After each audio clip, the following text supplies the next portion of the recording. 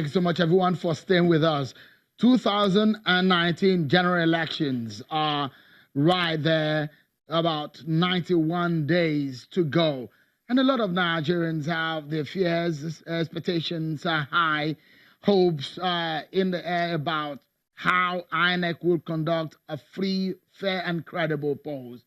The issues of violence is another major issue.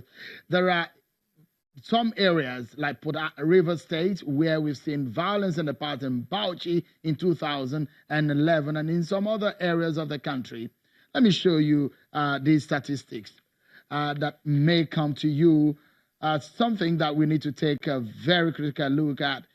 In the pre-election of 2011, we had 140 people killed, 1,000 people killed in post-election violence in 2011. And on the election day in 2015, 41 people were said to have been killed by Boko Haram in Boko Haram attack.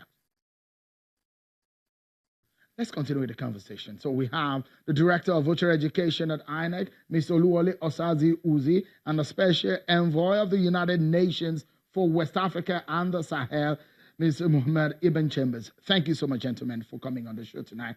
Let me come to you, Mr. Osaze-Uzi. There are a lot of concerns from Nigerians, and some of the issues are the main instrument of the law for INEC to conduct in an election, the Electoral Act as amended, which is waiting for the assent of the president, how that will affect the conduct of the election. We understand also recently that some permanent voter cards are being stolen in Akwa Ibom State. Also, we do have people who are concerned with the budget for this election, which is not yet taken or granted to INEC. Do you have a major fear about the conduct of these polls from the INEC point of view? Well, quite honestly, I don't see why we'll have any major fears. We've planned well. We've tried to put everything in place. Certainly, there have been challenges, but we're looking for ways to surmount those challenges. I think for too long, we've dwelled so much on the challenges we face, not just in electoral process, but as a nation. And I think we should spend a bit more time in discussing how we can surmount those challenges, taking in ideas about how those challenges can be surmounted. As for the Electoral Act, Electoral Amendment Bill, well, people seem to forget that there is an extant law, and that law was used to conduct the 2015 general elections. And yes, they may have been imperfect, but I think from both domestic and international observers, they reflected the will of the Nigerian people. Worst case scenario is that we'll fall back to that law. That law is still what is guiding all our preparations. Ideally, the legal regime ought to have been settled well before now. That's in an ideal situation. But be that as it may, it's before the president now, and we have no reason to believe that he will not give assent to that bill. So we'll wait for that. As to other issues you talk about, we have tried to be as transparent, as open as we can with all our processes. We've tried to introduce more technology to ensure that human interference in the process is limited in its usage, such that there will be no negative impact of that human interference. So we try to build confidence in the people, open up our processes, engage a lot more with stakeholders to ensure that the election is credible, it's free, it's fair.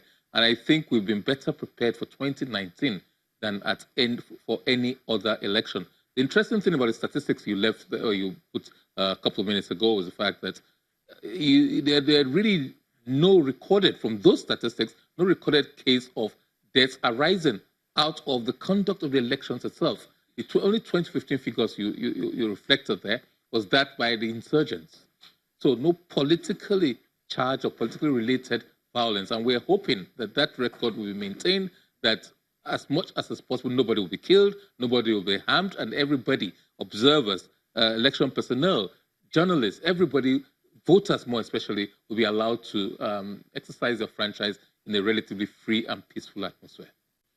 Another concern at some of the hotbeds, we've heard situations where some ad hoc officials have raised their fears about going into some areas to conduct election. What we saw in 2015 in River State, for example.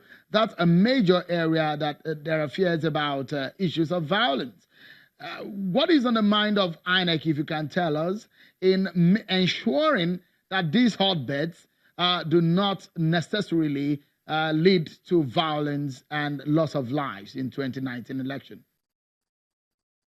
But you know very well that INEC does not have oversight or responsibility for security matters, whether during, after, or before elections. So I don't know how competent I am to speak about that. But on our part, we've deployed several tools, technology-driven tools, in terms of information gathering and intelligence gathering to ensure, and working very closely, and that is the only thing we can really do, working closely with the security agencies, closer collaboration, closer harmonization of all their assets, as it were, deployed to detection, prevention, and mitigation of any tendencies towards violence dealing with elections, whether it be whichever way, violence, politically related or not. So in terms of how they affect and impact on the elections, we want to ensure that, look, these capabilities are improved upon and there's shared intelligence. It's very important. We've even deployed a tool, FMAT, which is election violence mitigation tool, and also there's the one developed in conjunction with IR, the ERM, electoral risk management tool, where basically it's just to act as an early warning signal. We've mapped areas where there are likely to be violence, where they've had historically, there have been areas of disturbance or violence in elections, or generally violent areas, and gathered information and engaging with these people. That's why often people ask, what does the NDLEA, the National Drug Law Enforcement Agency, for example, has to do with elections? But some people, research has shown there's a correlation between use of narcotics and other hard drugs by our youth, for example, and we know that from information gathered that a lot of politicians, they have access to easy money, access to drugs, give them, and they are emboldened to do a lot of things. Call it Dutch courage or whatever you want to call it, but are emboldened by things like that. Okay. So there are other agencies as well who are collaborating with us, and there are the financial aspects of things. But regarding violence, the police, the SSS, and other agencies. Of course, we have the Interagency Consultative Committee. All right. Let's get Mr. Ibn Chambers closing words on the program today. From what you have seen and observed, in 2015, there was a peace pact signed by the major contenders in the race. Is the United Nations going to be working with some of these political parties and contenders in ensuring to get their commitment in making sure that they will be peaceful in their conduct and their activities? Indeed, already embarking on such an exercise. I was privileged to be received by His Excellency, Mr. President Muhammad Buhari, who used that occasion once again to assure the nation that is determined, is committed to ensure that Nigeria once again delivers credible, peaceful, exemplary elections. And only this week on Monday, I had the opportunity, the privilege of meeting the PDP flag bearer, former Vice President Atiku Abubakar, together with Senate President, His Excellency Bukola Saraki, and they, on their part, also speaking for the PDP, indicated that they are also determined, committed to work to ensure that the forthcoming campaigns will be issue-based campaigns, and that all will be made to ensure that at the end of the day, the winner would be Nigeria, which will once again be commended, be praised for the peaceful, free and fair elections that would have been conducted in February 2019. So, all right.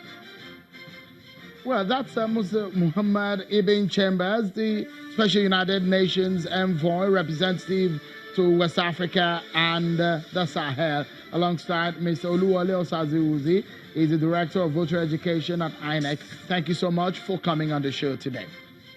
But that's our program tonight, everyone. Many thanks for being part of it. I'm Sean Kimbale. Bye-bye.